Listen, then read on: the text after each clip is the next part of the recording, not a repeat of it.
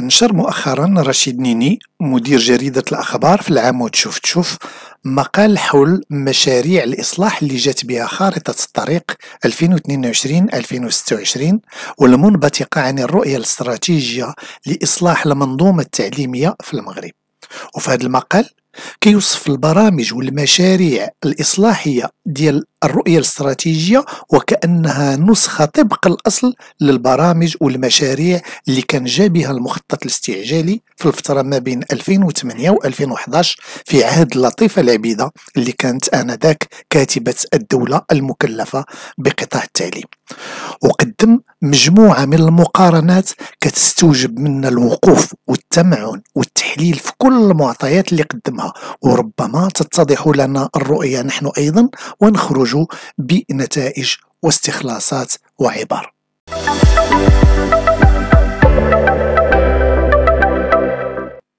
في المقدمة ديال العمود ديالو شوف كيقول رشيد نيني بأن ميزانية التعليم وصلت ل 74 مليار درهم في مشروع قانون المالية نتاع 2024، أي بزيادة 5 المليار نتاع الدرهم. وكيقول بأن هذه الميزانية كيعتبرها مقارنة مع ميزانية المخطط الاستعجالي اللي كان في الفترة ما بين 2008 و 2011 في عهد لطيفة العبيدة اللي شغلت منصب كاتبة الدولة المكلفة بالتعليم المدرسي مجرد بقشيش ولا بوربوار، لأن هذا المبلغ الضخم اللي تعطى الميزانية نتاع قطاع التعليم غادي يتصرف في سنة واحدة مقارنة بالمخطط الاستعجالي واللي كانت الميزانية ديالو حوالي 40 مليار درهم واللي تصرفت على مدة 3 سنوات. بالإضافة لأن ميزانية التعليم غادي تزاد بواحد القيمة ضرب 4 المليار درهم كل سنة حتى أفق سنة 2026. وكيتساءل مادام المشكل ماشي مادي بدليل هاد المبالغ الخرافية اللي كتعطى لقطاع التعليم، فعلاش التقارير اللي صاحبة الميزانية كتشير بأن نسبة مهولة ديال الهدر المدرسي وصلت ل 300 ألف تلميذ كيغادروا المدرسة ولا غادروا المدرسة في الفترة ما بين 2018 و 2022، وأن ثلثي الحاصلين على شهادة ما كيكملوش السنة الجامعية الأولى ديالهم. وجا في العمود في التفاصيل ديال الميزانية ديال التعليم بأنها تخصصت 14 مليار ديال الدرهم للاستثمار، وهاد الميزانية هي 3 أضعاف الميزانية اللي كانت مخصصة للمخطط الاستعجالي ديال 2008-2012. وتيقول بأن كما الميزانية ديال المخطط الاستعجالي خلقت واحد المجموعة د الأغنياء الجدد وكيشير الآمرين بالصرف ومسيري المصالح المادية والمالية، فبالنسبة الإصلاحات والمشاريع الإصلاحية اللي كتقدمها الرؤية الاستراتيجية 2022-2026 في كتير من المؤشرات والدلائل التدبيرية والتكوينية كتبين بأن القادم أسوأ بكثير في مجال الهدر المالي، وهادشي كله بلا أدنى نتيجة تذكر.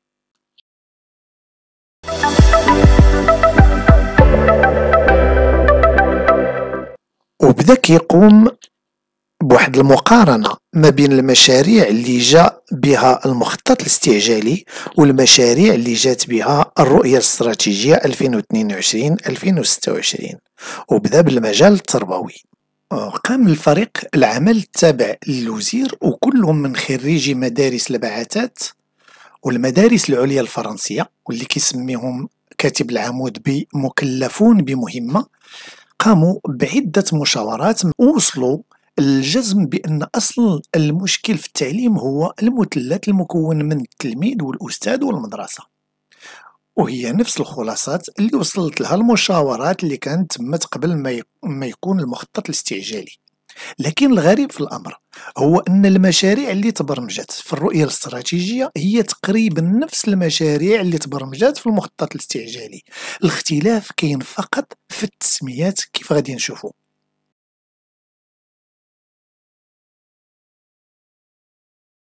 فبالنسبة للأستاذ اللي هو الضلع الأول في هذا المثلث مشاريع الإصلاح نتاع الرؤية الاستراتيجية خدات واحد السياسة نتاع العصا والجزرة على حسب تعبير كاتب العمود. علاش؟ لأنه في القوة جهاز الإدارة، يعني المديرين والحراس العامون والنظار، وزاد قوة حتى جهاز التفتيش، يعني جميع المفتشين بجميع الفئات بما فيهم المفتشين التربويين، مفتشي التخطيط، مفتشي التوجيه التربوي، مفتشي المصالح المادية والمالية. وهذه التقوية كانت من خلال التعويضات والزيادة في الأجور اللي بلغت ما بين 300 درهم للحراس العامين حتى ل 700 درهم للمديرين والمفتشين، وتعطات لهم كذلك صلاحيات في المراقبة والتقويم والتأديب. وفي مقابل هاد الزيادات والتعويضات الأستاذ كذلك عرف زيادات، ولكن ماشي في الأجور بل في المهام والأنشطة الموازية. وتطلب من الأستاذ أنه يكون محلل نفساني، مساعد اجتماعي، منشط ثقافي، منشط رياضي، موجه لمشاريع التلاميذ، داعم تربوي، مواكب سلوكي، ومتعاون مع الإدارة. وهذا الشيء كله باش يستافد من واحد التعويض المقدر في 900 درهم، واللي ممكن يتسحب منه في أي لحظة إلا نقصت ولا قلت المردودية ديالو، وخا يكون مريض وكيف ما كان المرض ديالو سواء جسدي ولا نفسي ولا كيف ما كان. وهنا كيقوم رشيد نيني بالمقارنة بين الإصلاح اللي جا كيهم الأستاذ في الرؤية الاستراتيجية مع الإصلاح اللي كان كيهم الأستاذ في المخطط الاستعجالي، حيث في ديك الفترة سجلت الوزارة أكبر عدد من المذكرات الوزارية المتعلقة بالأستاذ، وبدينا كنسمعوا في ذاك الوقت على الأستاذ الكفيل، الأستاذ المورد، الأستاذ المرشد، الأستاذ المصاحب، وكأن الأستاذ هو أصل جميع الكوارث والأعطاب اللي كتعرفها المنظومة التربوية ولا التعليم في بلادنا.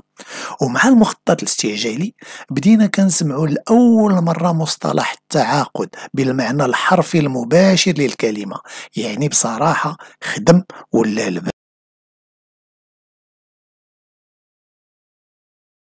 وبخصوص الضلع الثاني في المثلث اللي هو التلميذ، في الفريق المحيط بالوزير استورد من الهند واحد الطريقة جديدة في التدريس سميتها تارل، واللي جابها واحد الشخص مكلف بمهمة داخل الوزارة وكان كيشتغل ب40,000 درهم في الشهر.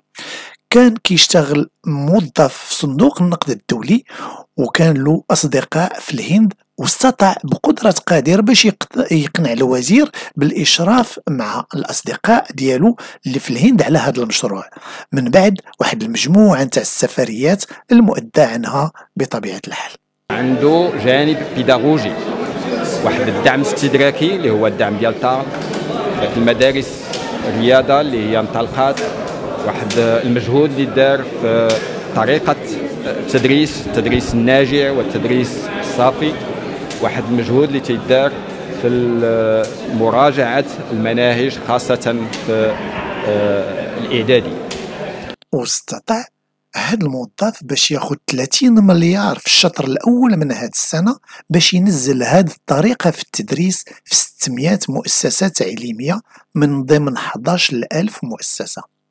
والمؤسسات اللي حضنت هذه الطريقة البيداغوجية تارل تسمات بمؤسسات الريادة، وغادي يزيد ياخد في كل سنة 25 مليار إضافية من أجل تعميم هذه الطريقة في التدريس في جميع المؤسسات التعليمية. وزيد على داك الشيء خصص تعويضات شهرية صافية إضافية كتقدر ابتداء من 4,000 درهم للمديرين والمفتشين والمسؤولين المحليين باش ينخرطوا في هذا البرنامج نتاع تارل.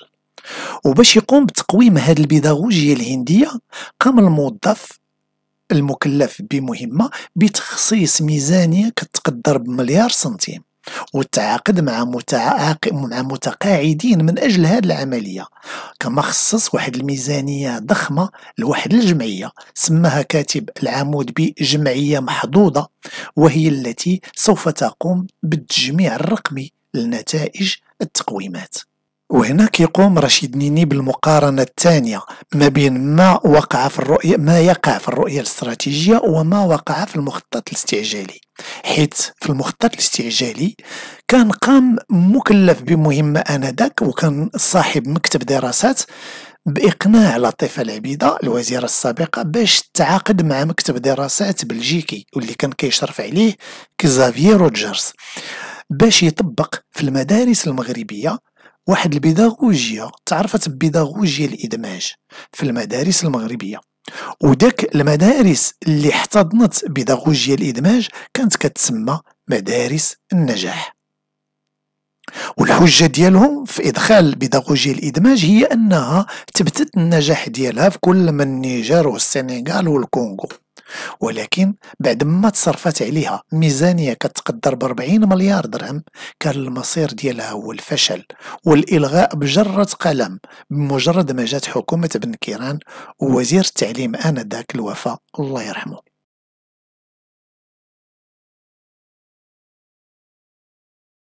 الضلع الثالث في المثلث اللي هو المدرسة ولا المؤسسة التعليمية، فمشاريع الرؤية الاستراتيجية خصت ميزانية 16 مليار نتاع الدرهم لإنشاء 250 مؤسسة تعليمية ولتأهيل وتجهيز المؤسسات الرائدة بالحواسيب واللوحات الإلكترونية والمعدات والتجهيزات المدرسية.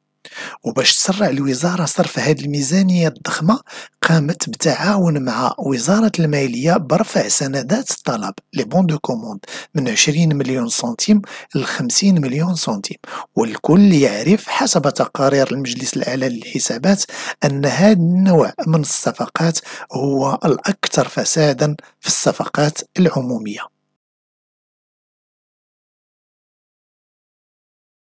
وكيختم رشيد نيني العمود ديالو بالقول بأن نفس الحكاية نتاع الإصلاح التعليم في بلادنا كتكرر مرتين وبشكل مأساوي.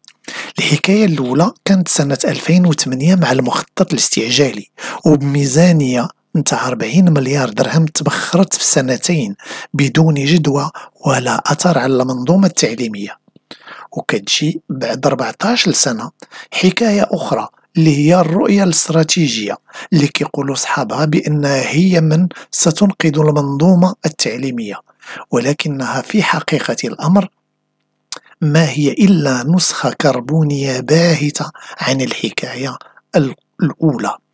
وكيختم القول ديالو بأن الفرق ما بين الملايير اللي ضاعت مع مدرسة النجاح وبيداغوجيا الإدماج والملايير اللي كتضيع وضاعت مع مدرسة الريادة، كيبقى المواطن المغربي المغلوب على أمره حائر أمام تبخر أحلامه في الحصول على تعليم جيد للأبناء ديالو كيدفع الضرائب ديالها من جيبه.